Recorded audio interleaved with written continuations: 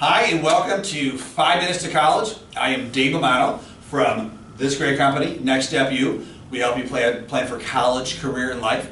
Today I have an awesome guest. His name is Mike Bergin. He is founder and CEO of Chariot Learning. And what they do is they do a lot of test prep, SAT, ACT, a lot of other things. Let him tell you a little bit more about it, but it's a great guest today and has incredible experience to help you do really well on the tests that are required to get into the college of your choice. So Mike, quickly, a little bit about Chariot Learning and then I got some questions for you. Thanks, Dave. Chariot Learning is Rochester's premier provider of SAT and ACT and SAT prep, academic coaching, subject tutoring, basically anything that high schoolers need to succeed in tests, school, and life. Excellent. Very concise.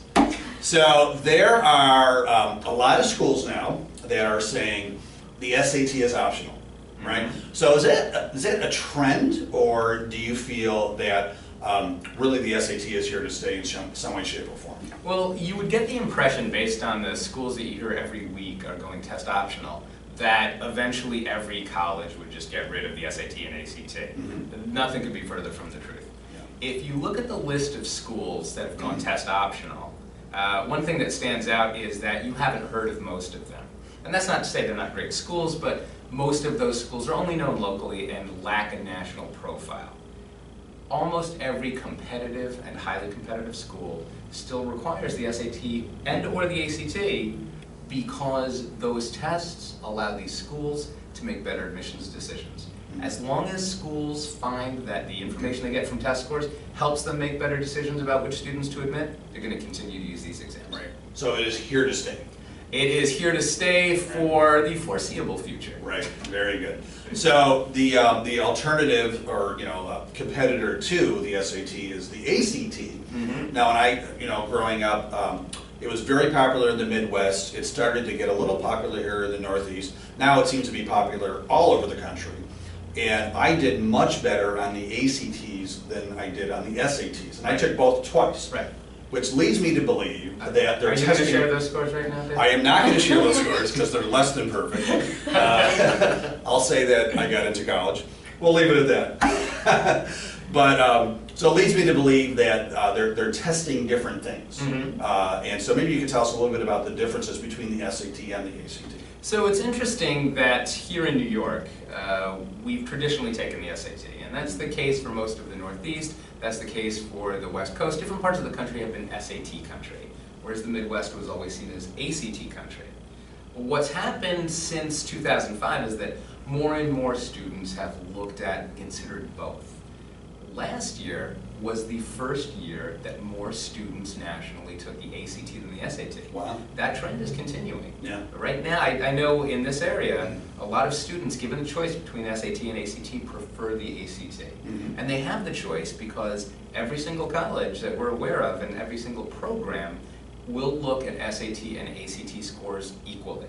So if a student does better on one test, the student never has to submit scores from the other. Right. And the thing is that they're mostly the same. I mean, we look at the SAT and ACT and imagine that they're dramatically different, but really they test most of the same passage-based reading, grammar, math skills, timing, time management, all of the technique that goes into taking the great standardized test. Mm-hmm. The specific ways in which they're different appeal to certain kinds of students. And really the best way to find out if you are more of an SAT or an ACT person is to take practice tests and see what you do best on. So great. And then I kind of hear you recommend saying once you take the test, maybe take it again too. Take it 2 times to see if you can do better. Well, okay, so you think about your process to getting your best test score. And really, there are 5 general steps to figuring out how you're going to get your best test score. And the first is just to commit to doing it because you're not going to fall into your best score. Second, decide what mode is best for you. If you're the kind of person that learns well from a textbook, pick up a book. If you're more of a class person, go for great group instruction. If you need one-to-one instruction, find an expert with proven results. Third is to learn the content, and you can learn that in a lot of different ways, but you got to learn the specific math and grammar and vocabulary that's on the tests. Mm-hmm. Fourth is strategy, the specific techniques for addressing how these tests test us on math and reading and writing in ways that are very different from the way we're tested in school. and last but not least, practice. And so the point is, it doesn't matter how many times you take the official test, it matters that you get enough high-quality practice exams in before the test so that you can learn what's on the exam, internalize strategies, improve your time management, and know what to expect on test day. So preparation, to sum it up. Preparation is key. So last but not least, so let's say someone watching this right now is a high school student. They are a sophomore, maybe a junior, and they do want to prepare. And you just said some great things.